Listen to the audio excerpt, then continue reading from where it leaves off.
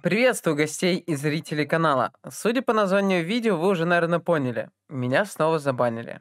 И это, наверное, самый нелепый, самый дурацкий бан из всех, что у меня был. Ну так вот, играю, значит, своим шаманом, горе пополам прокачанного до 70 уровня. Потихо я его одеваю, формлю голд, пилю гайды, планирую какое-то будущее. И для удобства использую одну из заранее уже проплаченных учетных записей для выставления лотов.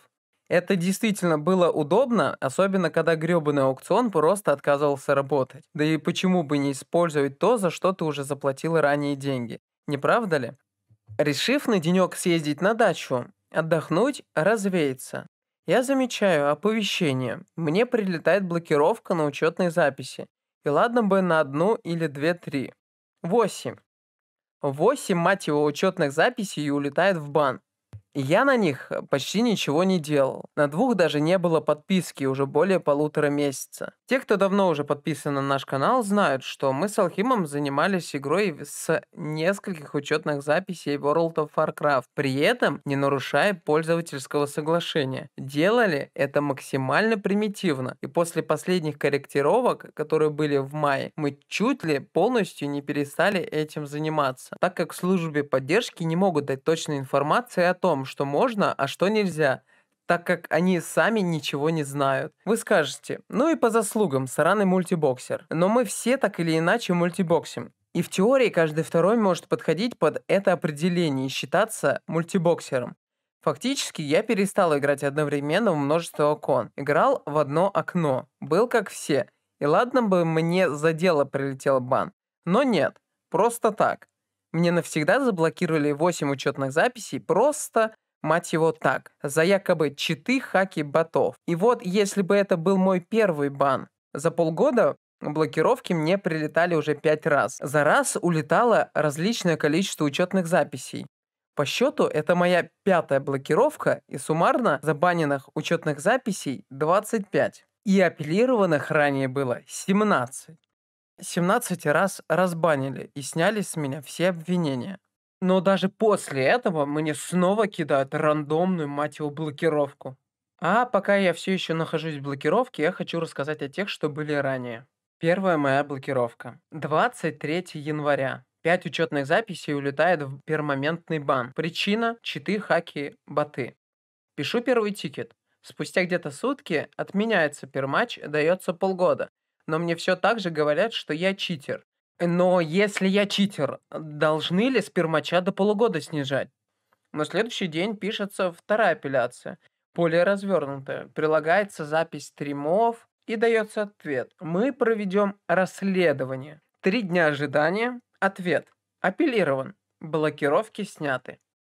Проходит 2 недели. 10 февраля. Вторая блокировка. На этот раз перматч на 3 учетные записи.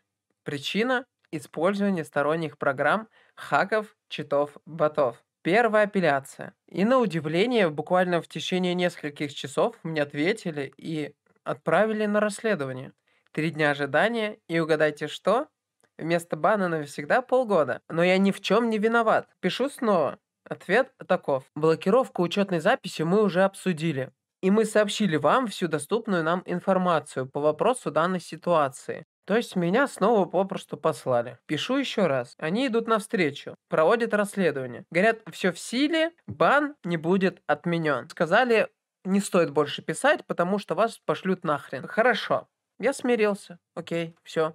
Ну вот немного странно получается. Я играл в 5 окон, мне банят только 3 по причине хаки, читы, боты. Окей, я читер. Они профессионально провели работу и забанили мне лишь 3 учетные записи из 5 запущенных в тот момент.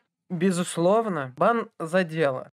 Решаю сделать перерыв от Вова на некоторое время. И спустя 3 недели, имея ресурсы, приобретаю еще на 3 учетные записи подписку. Создаю друидов, настраиваю все, макросы, аддоны и так далее. Качаюсь на стриме несколько часов. Ухожу спать, и угадайте что? На утро получаю бан. На календаре 6 марта. И это день 3-й блокировки. Раннее утро. Приходит сообщение о пермаче на 5 учетных записях. Пишу в поддержку. Отвечают мне довольно-таки быстро. Спустя всего лишь несколько часов.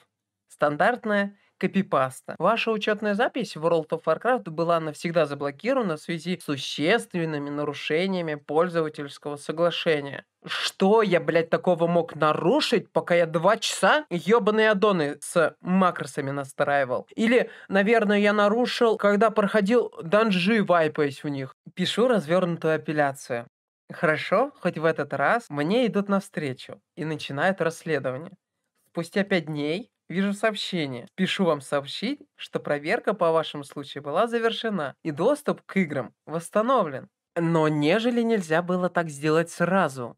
Окей, я рад. Действительно, в тот момент я был очень рад, что я снова мог играть в свою любимую игру. Успеваю докачать новых чаров до 60 уровня.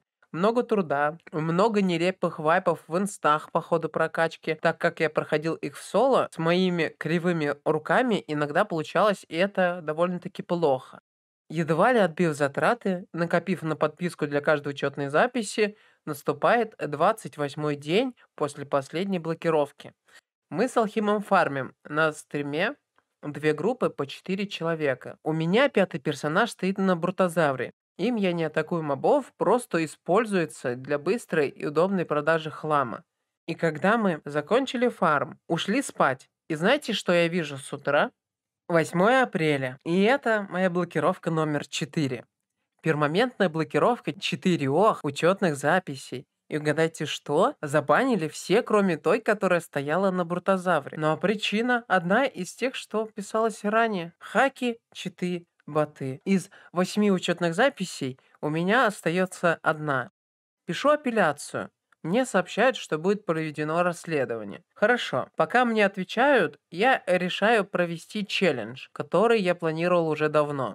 Нафармить НШЛ, прокачавшись с нуля, остановившись на 50 уровне, не используя никаких реагентов, профессий из дополнения Shadowlands, а также не ступая на территорию дополнения. За то время, пока проводили расследование, и я ждал ответа от службы поддержки, я успеваю не просто устроить челлендж, я успеваю его почти выполнить, при этом умножить требуемую сумму вдвое. А именно, я почти нафармил 1 200 000 золота, а мне все еще не ответили в службе поддержки. Окей. Я надеялся на компетентность со стороны службы поддержки. Они просили повторно им не писать.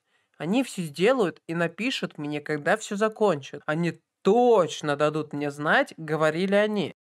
Но спустя 18 дней у меня сдают нервы, и я пишу сам и получаю такой ответ. Мы получили ответ от сотрудников соответствующего отдела, но пока не успели довести его до вас, за что нам хотелось бы попросить у вас прощения. 18 дней, Карл. Прощения не просят. И спустя 18 дней мне говорят, что я бот. Так и пишут. Я использовал бота, но мне снова вместо пермача разжаловать до полугода. Охуеть. Заебись. Пойдет. Окей.